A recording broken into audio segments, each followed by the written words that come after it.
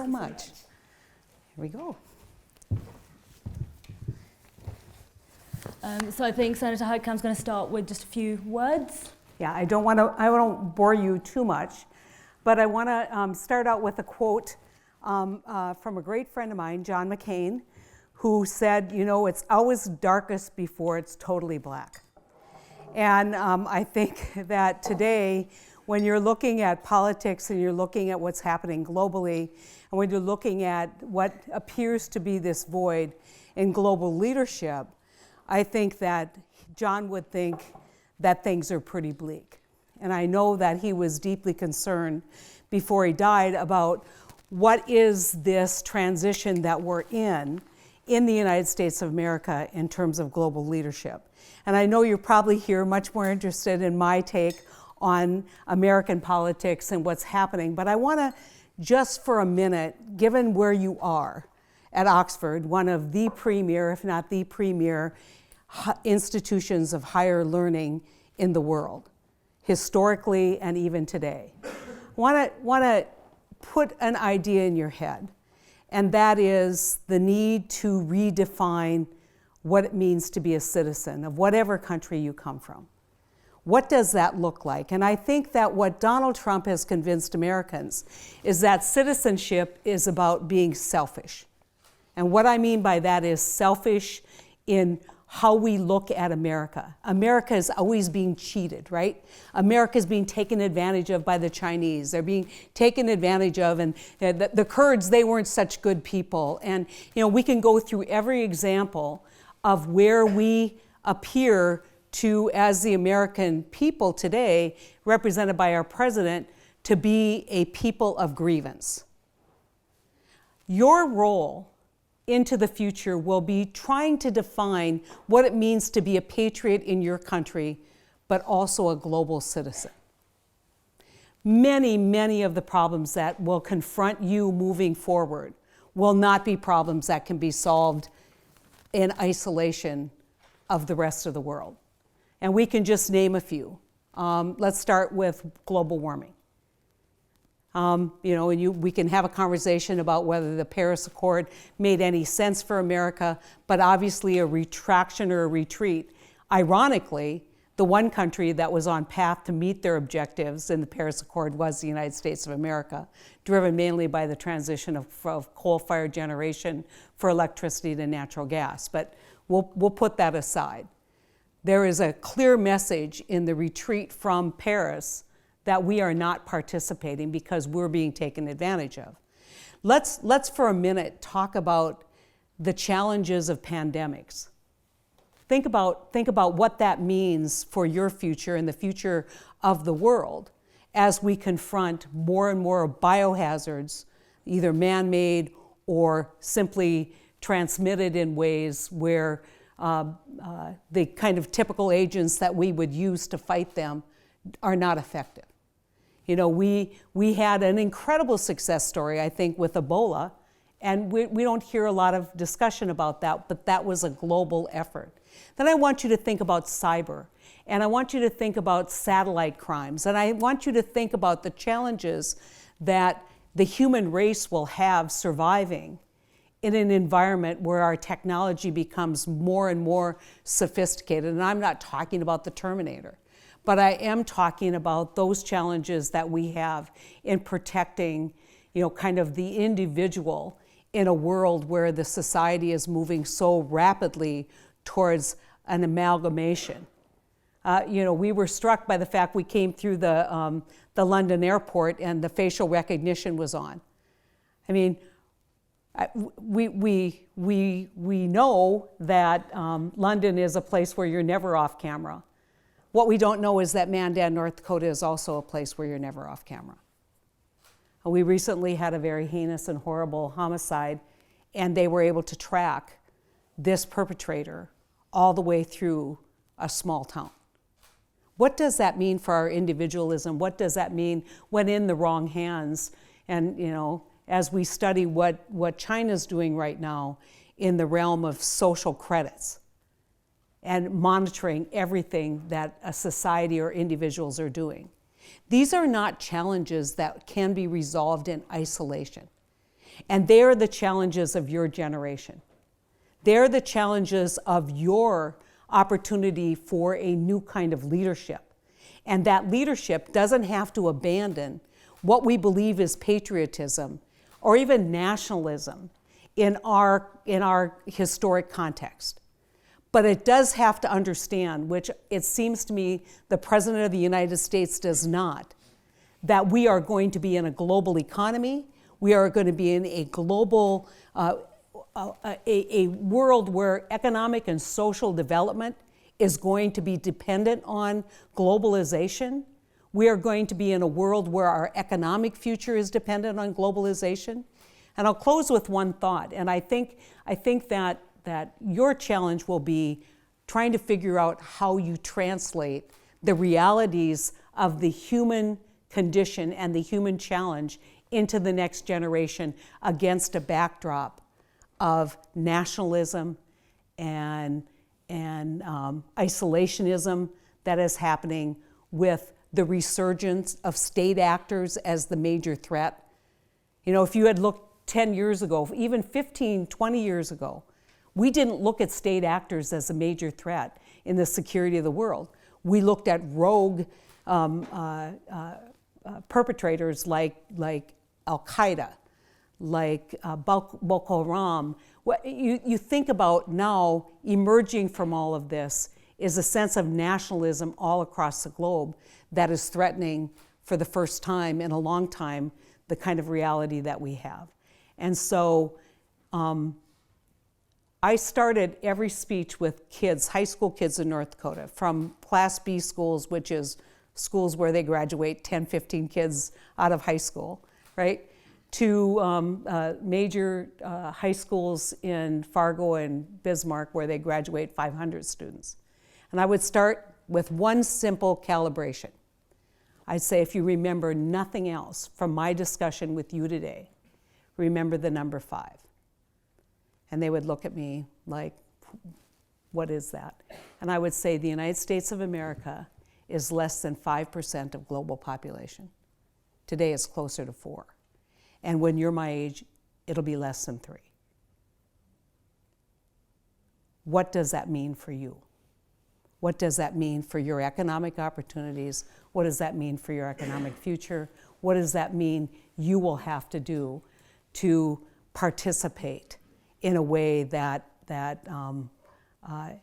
makes you economically successful? And I think that we cannot, and we have to, do everything that we can to take the so-called, historic leadership in the globe and calibrate what that means for the future of the entire mankind, actually. So that would be my challenge to you. I wanted to come and say, man, I had a chance to spend some time at Harvard, and I challenged students there every chance I got to think not today's issues, but look up. What's 20, 30 years in the future? And how do you prepare your role as future leaders in addressing those concerns? So, Thank you so much. Thank you for that, Senator Heitkamp, and thank you so much for joining us. There's a lot that you've just spoken about the challenges our generation faces and about being global citizens that I will touch on in my questions, and I'm sure the audience will also touch on in theirs. But I wanted to start by talking about your early journey in politics. You grew up as one of 4 children in a German-American family. One of 7, sorry. In a German-American family, and you went to university and qualified as a lawyer before proceeding to work as an attorney for the United States EPA, which is the Environmental Protection Agency. Was a career in politics always on the cards? I don't think it was a career. I thought that I would always be engaged in public policy. So politics was something you had to do in order to do the policy. And if you wanted to lead the policy, you had to run for office. And so I didn't make that run for office leap until much later. But actually, I was 28 when I seemed later. But I was always intrigued by this notion that government, which speaks for all of us, can in fact improve the lives for so many people. And so if you think about my parents grew up, on the kind of dawn of the Great Depression, and then became the greatest generation. And I was moved by the fact that we were at St. Paul's today and saw the chapel and monument to the American soldiers and airmen who were stationed in Britain who died.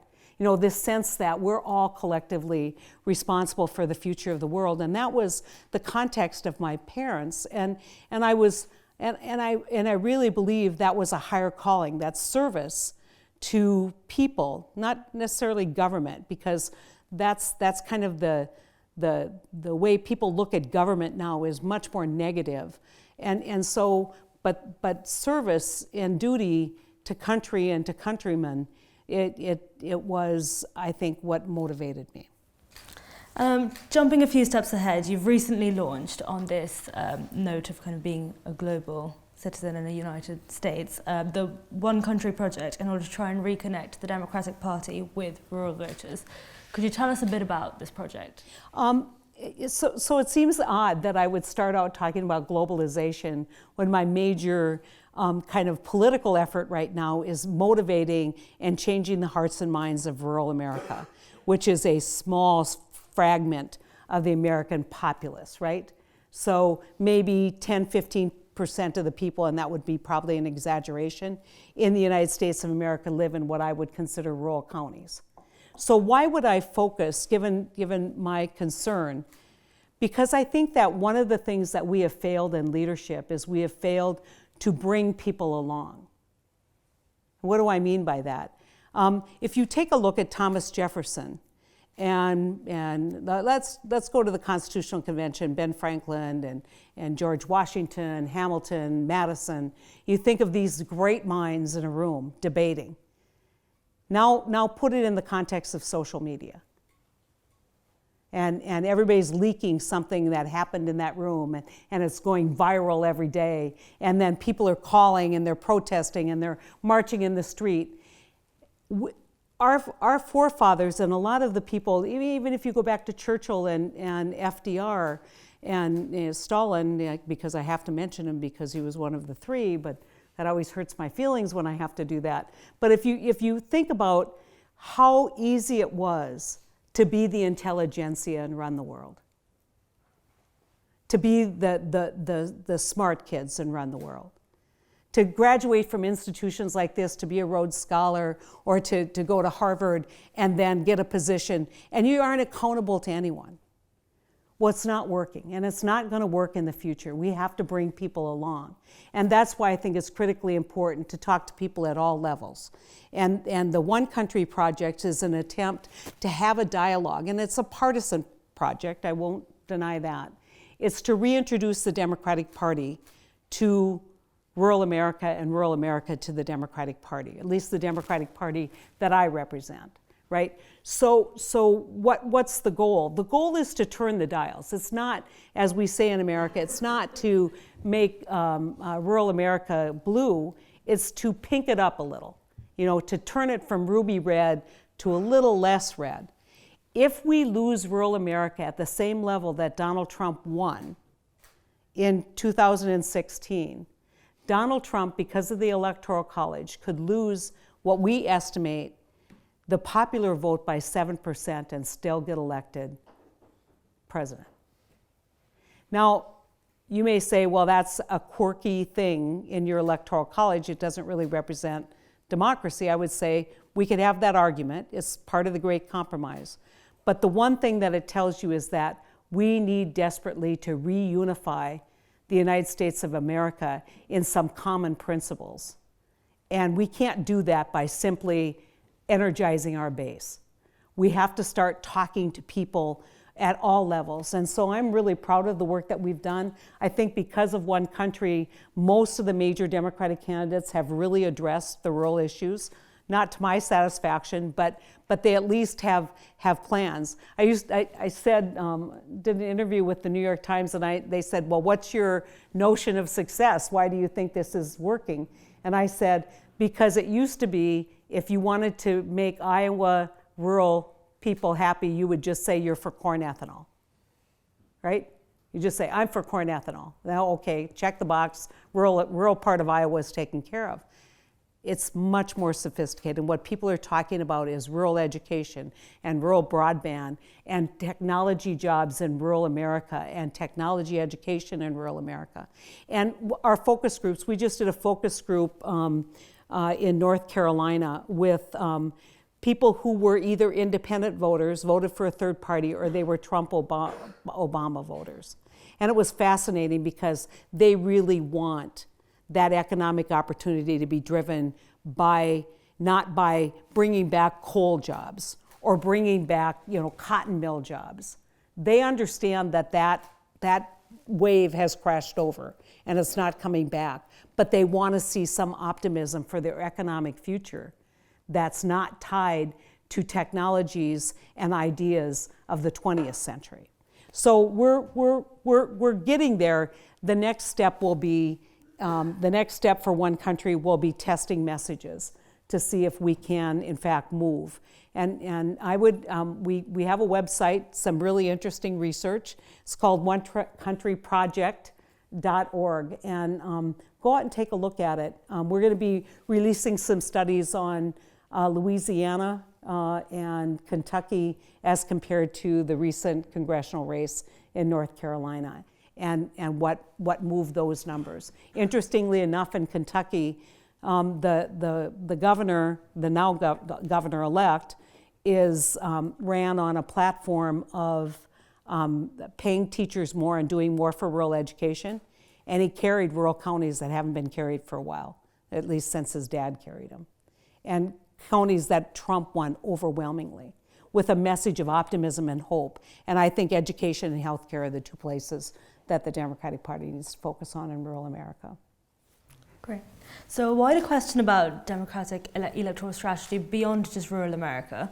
What do you think the most important message is that the Democratic Party needs to send out across the nation in the lead up to 2020? I'm going to probably insult all of you, but if this isn't a referendum on Donald Trump wins.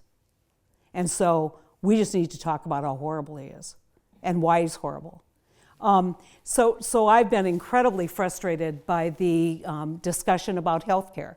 So if you've watched the debates, or you see big discussion about whether we're going to have a Canadian-style healthcare system, or whether we're going to just do public option, blah, blah, blah. And every time they have that discussion on the debate stage, I want to stand up and scream. I want to say, so you won in 2018 by talking about what Donald Trump is doing to our healthcare system. And now you want to make it a fight between your idea and this idea, as opposed to a fight between any idea that we have and Donald Trump's systematically dismantling the healthcare system that we built over a long period of time here under the healthcare law, the Affordable Care Act, aka Obamacare.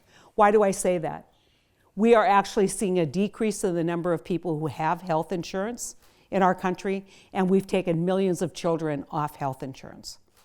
And all of this is wrong, because if you really want to talk about healthcare policy, when you look at the demographics of places like England, places like the United States of America, we are an aging population. It will not be too far in the future where 25% of every American is going to be over the age of 65. And our old age dependency ratio, the ratio of workers to elderly, is going to be about 2.5%. And if we continue to invest the way we are in healthcare, because elderly people are going to use healthcare at a much higher rate, right? We can't afford it. Alzheimer's alone will be $1 trillion issue for the United States of America. And it's not going to be paid by private citizens. That health care is going to be paid by the Medicaid system, unless the Medicaid system is dramatically reduced and changed. And so the health care debate that we should be having is, why are we spending all this money and not getting results?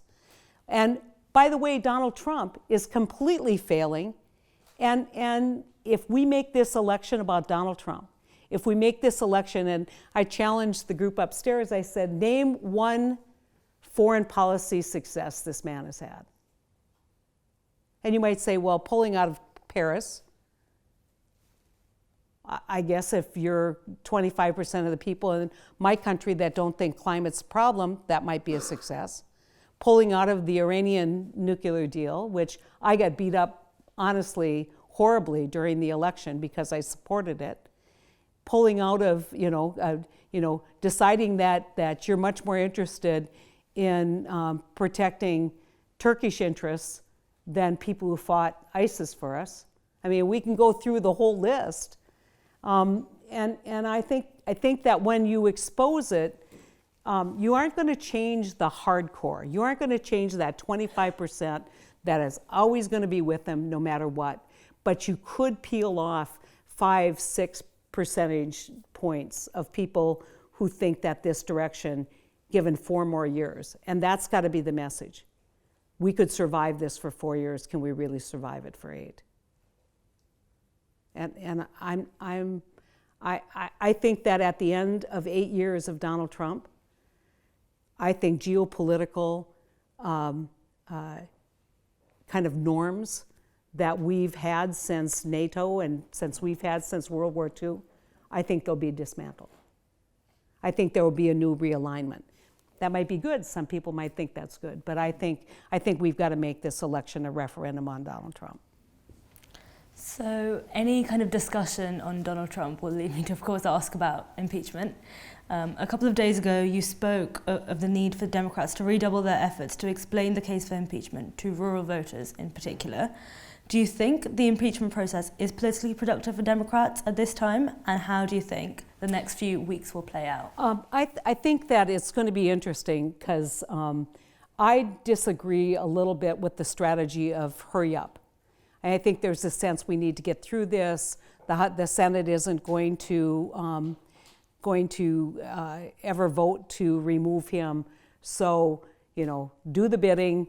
You caught him red-handed on Ukraine, but I think that it is making short shrift of the constitutional obligations, and I think it is critically important that the Speaker, Nancy, actually spend some time thinking about how she is going to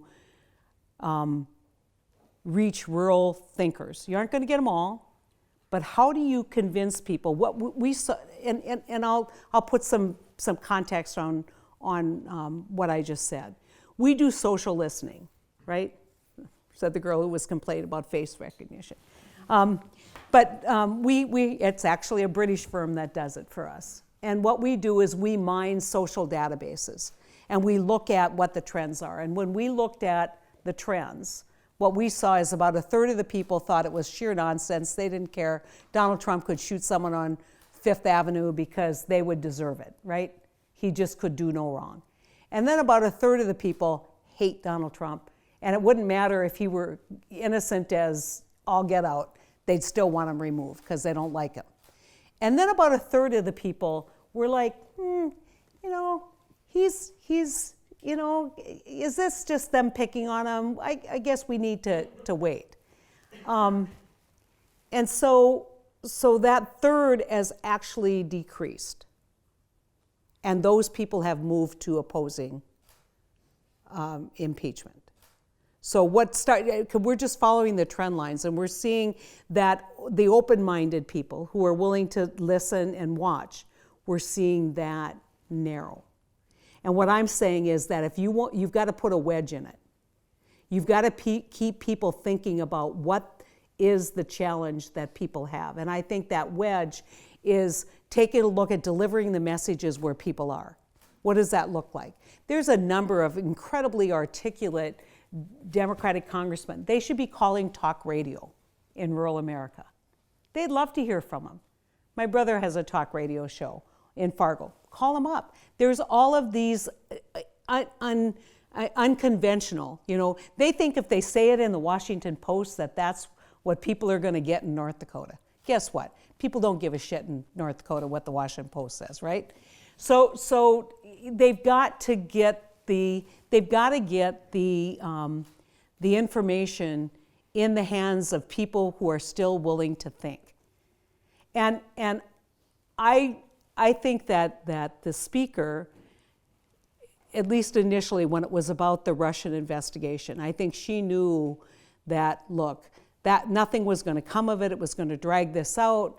Let's just cauterize the wound, even though her base was pushing her pretty hard to go to a impeachment hearing, and then the revelations about the phone call, which the president wants to make this all about a phone call. It's not all about a phone call. It's about a whole pattern of behavior from the very beginning. And when that came out, I think, honestly, the speaker thought she had a constitutional obligation to expose this and have the discussion about whether this was impeachable. Going to kind of the mechanics of the impeachment, Sondland tomorrow, or he's on Wednesday, will be a hugely significant witness. And I think it didn't hurt that Roger Stone got convicted of perjury right ahead of it, right? So if he's thinking he doesn't need to tell the truth, maybe he ought to look at what happened to Roger Stone or any of the other people who have been convicted. And so I think Sondland is going to be a very significant witness. I think that Kurt Volker will probably have to come back he was the special envoy. And I think that there will be more people who will be emboldened by the courage of people who've come before them to actually have the conversation. I think the jackpot in all this is John Bolton. Is John Bolton going to come? Is he going to, Mulvaney? Mulvaney is like over there with Sondland, and they were all doing this together. But there's a reason why Bolton responded the way he did by all accounts. And so what's his obligation, and when is he going to testify? And I think you can't really close this chapter. But the one thing that I would say to all of my Republican colleagues in the Senate, who I know, who I worked with, I would say, you don't know what you don't know. And at some point in history, they will open up the secret server, right? And all those phone messages of this president, whether he was talking to Putin, whether he was talking to Erdogan, whoever he was talking to, all of those records will be open to the public. Good luck in convincing people you did the right thing to not at least listen and demand total transparency on how this man was conducting business for the people of our country. Great. A very, very brief question on one of the things you touched on in your address, climate change, which seems to be a more salient issue in 2019 than it kind of has been in the past. What are you concerned about the way the Democrats are approaching climate change in this election? And how can the issue be tackled in a way that doesn't ignore the concerns of American states, such as North Dakota? Yeah, I think there is a way to address climate. So what do we know from rural voters? What we know is 65% of them think there's a problem. Now that's rural voters. So when you think that these folks are living in some kind of la-la land or not, they see it every day. Either it's been dry or it's been wet or they've had, early winter storms. They see unusual, what they would call weather patterns. If you call it weather patterns, you're a lot better off as opposed to climate, because that's gotten such a, it used to be global warming and then we turned it to climate, but we talk about weather. And weather is unusual, highly unusual, and people see it. I actually criticize people who use the term weather, because I think that you've got to be honest with people. This is a global challenge that needs to be addressed. So how do you address it? I would tell you that, okay, and you may disagree with this, that in the last 6 years, the two most significant climate bills that passed the Congress were done because I was able to do a deal. Okay, so what does that look like? We opened up, the United States didn't export crude oil from the lower 48. Even though we've become a major crude oil producer, North Dakota the second largest producer of crude oil of any of the states. But we couldn't sell it. And we couldn't refine it because we refine, sour, heavy crude, and this is light sweet crude. And they're not interchangeable in a refinery. And so the oil industry desperately wanted access to markets. A lot of people said, well, that'll just increase the use of oil. I said, well, it's either a Saudi barrel or an American barrel. I don't know why you think access to oil, where it comes from, will change, whether we actually use the resource. And so what we did was we basically cut a deal to stabilize it. In the United States, we have production tax credits and investment tax credits that provide huge incentives to the development of renewables. And those renewable are wind and solar. The production tax credits are used for wind. Investment tax credits are used for solar. We have seen the development of renewable resources for generation of electricity literally take off because we cut the deal. We stabilized those tax credits. And in fact, at one quarter, the Energy Information Agency told us that 90% of all new generation capacity was renewables in our country. It's also being driven by state-based policies that require the use of renewables on the grid. So there's a great example of where you can find those places. The other one is on carbon capture, and I know a lot of people are cynical about whether carbon capture is actually a technology that can be effective. I say my main claim to fame in the United States Senate is I got Mitch McConnell and Sheldon Whitehouse on the same bill. Now, you may not know who Sheldon Whitehouse is, but he is the climate guy, right? He lives in a state called Rhode Island, so you might know why he's so concerned about climate as he sees sea levels rising. So Sheldon and Sheldon has been a great partner of ours. People, Mitch was on it because he saw it as a coal bill, or at least a way to talk to his coal miners about what he was trying to do. And Sheldon saw it as an absolute essential technology-driven opportunity to reduce carbon. And I know there's some people who are, as I said, cynical about this, but Bill Gates is making a major investment in air capture of CO2. And a lot of climate scientists don't think that we can get to the necessary CO2 levels without some kind of carbon capture. Just to put a point on it, over 20% of all industrial CO2 pollution comes from cement. How many of you knew that? So we're so focused on generation of electricity and so focused on all these other things on the oil and gas industry that we have a whole need to do industrial capture of CO2. UCLA has a great project where they're basically trying to figure out how you take the CO2 and use it in the development of cement. So it's recarbonizing. Now, my husband's here, he always tells me, you don't need to recarbonize if you never decarbonized. But I'm just saying that if you want to get to a national policy, you have to approach this in a multilateral way. And you have to figure out how you're not going to scare the hell out of people by saying that we're going to shut down the oil and gas industry and the natural gas generation industry in 15 years. Number one, it's not realistic. And who's here from Germany? Might be say Germany set very ambitious goals, and what happened? Yeah. I'm not quite sure of them. Yeah. How badly they failed, but no, they set really ambitious goals and then they had to retract because they couldn't meet those goals within the technology isn't existent.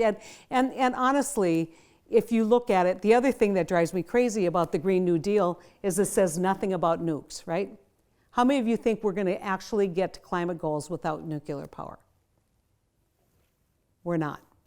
And so if we are, and so when countries like the United States say take developing countries or emerging middle class countries and say, you don't get to burn coal because that's not going to work, and your energy costs are going to be 20 times higher because of demands.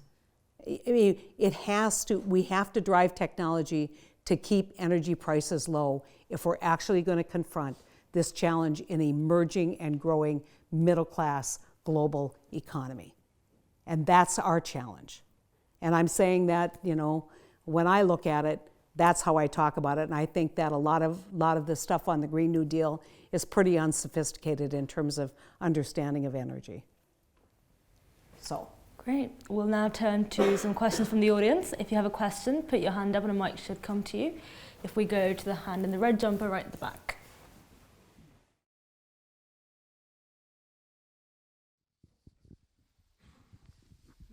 Thank you so much for coming today. I guess 2 questions.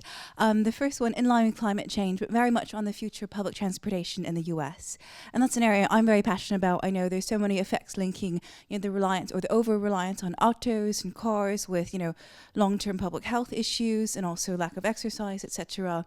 And also very much on energy as well. And how do you think both in terms of infrastructure and also infrastructure and policy that might change in the future, and kind of getting more people both within, say, within the auto industry, within government, and also other stakeholders involved, and with a viable plan for it?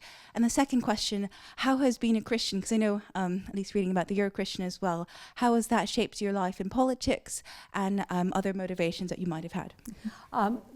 It's interesting because as a pro-choice Catholic woman, I get that question a lot, mainly with criticism, which is how can you be a Catholic and be pro-choice? And I had a young woman at something called Girl State, which is a civics education program run by the American Legion in the United States, asked me how I could justify my work. And I said, in politics, and I said, I'm in politics because I'm a social justice Catholic. If I had been raised, a greedy Protestant, maybe. Oh, just kidding. They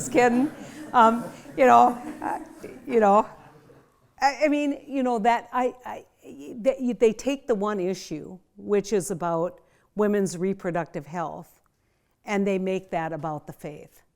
And to me, my faith has always informed my choices, and my choices really have been focused on the kind of what I believe are the Beatitudes, that believe are the, Matthew 25. We could go through all the things that really have been socialized and spiritualized in me. And so I think I am the product of my faith, being raised in during Vatican II, at a time when nuns and priests were marching for homeless people and doing the things that social justice Catholics historically have done. We've become much more Opus Dei than social justice in the United States of America, certainly as it relates to Catholic leadership, and that's a huge challenge. I know many people in the Catholic faith who are very much trying to turn that around and make it much less judgmental. On infrastructure, I'm going to tell a story, and it's about gun rights, and it's always dangerous for me to talk about gun rights, right, given my history. But Joe Manchin, who comes from a state that the two most conservative states right now in America are West Virginia and North Dakota, by the way. And Joe Manchin comes from a state where the Second Amendment is a sacrament. It is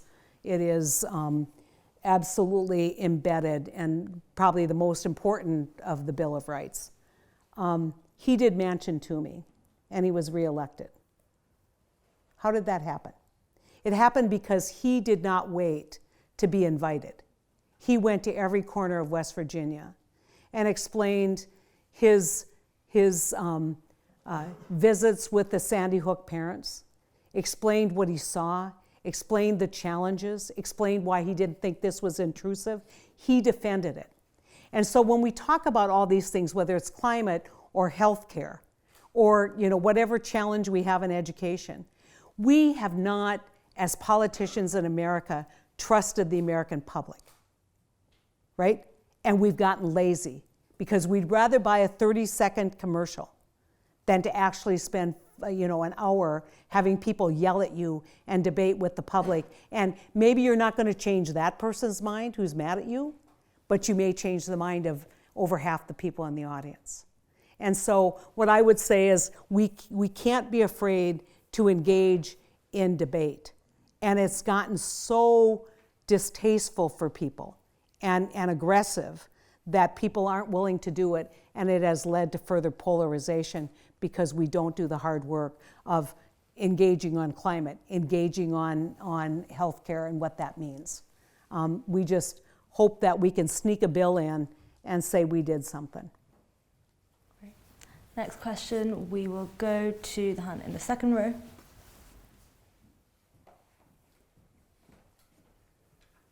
You tell me where you're from. Sure, from Michigan in the United States. Yeah. Thank you, Senator, for coming to speak with us tonight. My questions are on polarization.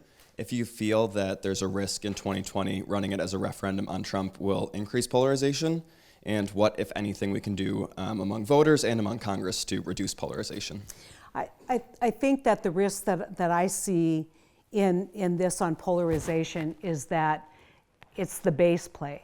What Trump did was show everybody that all you got to do is get a highly energized base because, and I wish I had the statistics, if I didn't vote was on the ballot, it would have gotten the majority of electoral college votes, right? So think about this, and a lot of people don't understand that people, almost less than 50% of the people in this country don't vote. So the play now in the Democratic Party is to energize the Democratic base as much as he's energized the conservative base and drive up turnout, right? There is a limit to what we can get done that way. And what's interesting about it is by making this a referendum on Trump, you're picking up suburban voters at this point who have never voted Democrat before, who want less polarization. And I would say that the issues and the ideas are more polarizing than the strategy of trying to make this about the president. Remember this, the president may be in the low 40s consistently. You may say, well, you're ignoring some of those people. I'm saying, look, we got to get through this and we've got to normalize our politics. Someone asked me if you were running, what would be your slogan? I said, make government boring again. God, please. I mean, people are exhausted in the United States, and I'm sure you hear that over and over again here. But what I would say is I don't think it's polarizing. Campaigns are about choices. And if this choice is between a socialist, which Donald Trump wants it to be, and, oh yeah, I'm kind of okay, you don't want socialism, then I don't know that the Democrat wins. If the choice is between somebody who has driven a wedge in our country and polarized us in ways that we never thought was possible and threatened our democracy in ways that we never thought was possible, then that's the debate we should be having, because that's the leadership we're going to get. I had a friend of mine recently gave a speech, and what he said was, we didn't know until now that integrity and American democracy was really on the honor system. Think about it. We're on the honor system. We've just accepted, oh, of course you're going to see the returns, right? His tax returns. Oh, of course he's not going to, tweet out against a Gold Star family. The things, someone stands up and says, well, if only the Continental Army, because they captured the airports, and it's normalized. I mean, think about that. I mean, that would have been a year-long scandal in previous administrations to give a 4th of July speech talking about the airports during the Revolutionary War. And we forget about it the next day. I mean, I could come up with 20 examples from just last week that we've forgotten about, that have normalized this idea that it's okay to not think in America anymore. Yeah, and that's your challenge, is how do you, without getting that, oh, you think you're better than the next guy, you're an elitist. That's not true. The whole idea of democracy is completely dependent on citizens being educated about the issues. That it fails without that. And citizens accepting ludicrous and absurd statements and policies is not what's going to preserve the democracy. And we have to call it out. And I'm in a minority of my friends. I mean, I think this corruption is a huge, huge issue.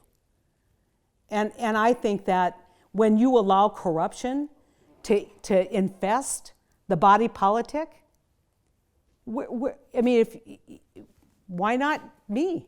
I guess I'll cheat. I guess I'll lie. Why not me? I mean, the norm has to change.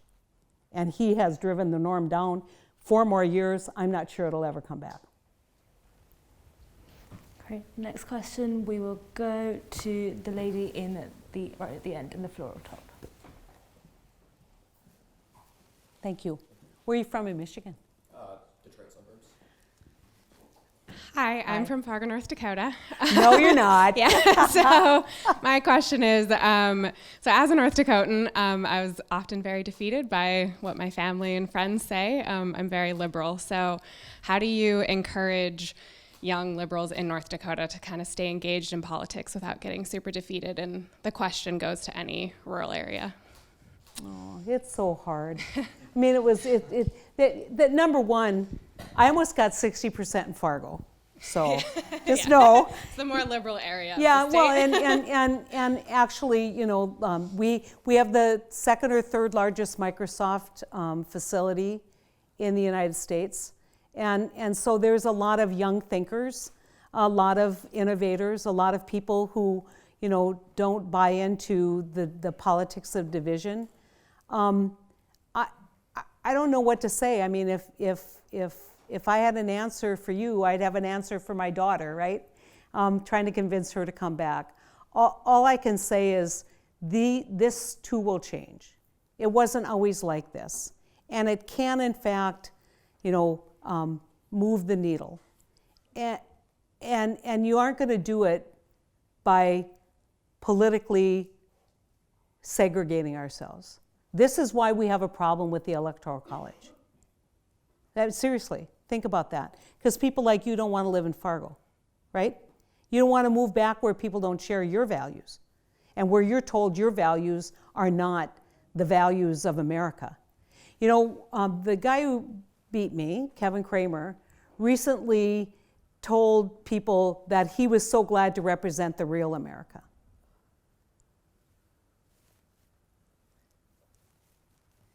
I mean, and somehow that's not arrogant or elitist, right? And so I think that it's really sad that majority has really the majority opinion, which in North Dakota is clearly pro-Trump, has really driven out other voices. And like any minority who believes in the worthiness of your thoughts and your work, you should be willing to fight for it.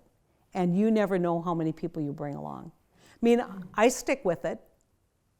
I have every reason in the world not to live in North Dakota, right? I mean, it's pretty hard when a bunch of people say they're, you know, think about it. I always say elections are like job interviews. I mean, who wants to hang out with the people who said, I'm not going to give you the job, right? But you do it because you know that there's people like you who live there who deserve to have representation and a voice.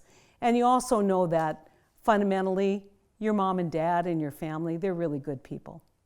They're good people. And they're, you know, just because we disagree with them on this direction doesn't mean that, you know, it can't change. If we go to the hand in the 3rd row.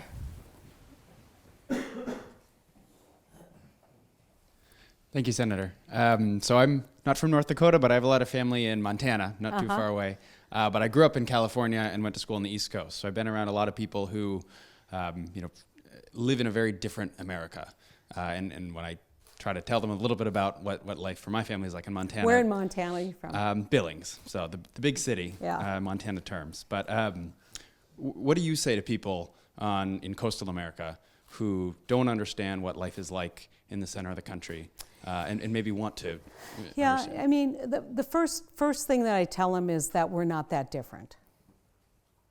I mean, you know, I always tell people what the small business owner in Billings wants for his family isn't that much different than what the cab driver in New York wants, right?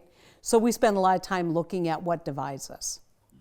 And so I encourage them to look at what unites us. But I also say that the worst thing that you can do is believe. The one thing I bristle at is, why do they vote against their interests? Nobody votes against their interest. They've redefined what their interest is. And it's what has driven, I think, the conservative kind of backlash in this country has been a lack of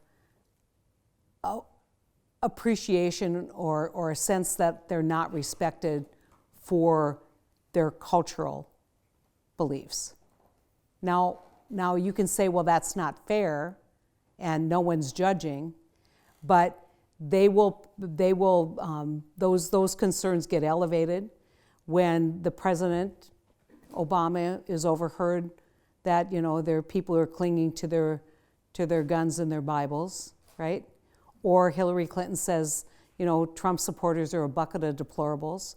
And so there's all of these elevated and incendiary kind of language and rhetoric that we need to be incredibly careful about.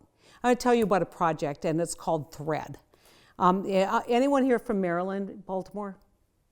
Okay, but there's a group in Baltimore, and they realize Baltimore, in spite of being one of the first cities in America that had a very large African American population, free population, it's not very integrated. And so what she decided when they saw the riots and they saw the challenges is that she was going to integrate the city socially. And she started kind of inviting people to dinners and doing, events together and signing people up. And the whole idea is taken off. And so what I think we ought to do is we ought to integrate this country urban-rural and have people spend some time, kind of not to kind of in a zoo-like fashion, right? We're going to go observe, but to actually have conversations. The really great thing about my campaign is literally hundreds, mainly women, actually over 1,000 women from across the country came and knocked doors in North Dakota. Think about that. And I have talked to those women, not all of them obviously, but they tell incredible stories of being invited in for a cup of coffee and listening and the fact that they were greeted with respect, and they learned a lot about North Dakota. And I think that's what it's going to take. It's going to take someone not dividing the country like Donald Trump, but somebody uniting the country. And we start with what is common for all of us, and that is love of our family and love of country. This idea that people in rural America love their family and their country more than people in Baltimore, Maryland, or Washington, D.C., or San Francisco, it is toxic. It's not true. And guess what? People in New York and California, they don't know more than people in North Dakota and Montana. And when we accept those as founding principles, we'll go a lot further in reuniting our country. I think that's a really powerful note to end on. That is all we have time for, unfortunately. But thank you so much for joining us today. Thank you so much for having me. Everyone, please join me in thanking.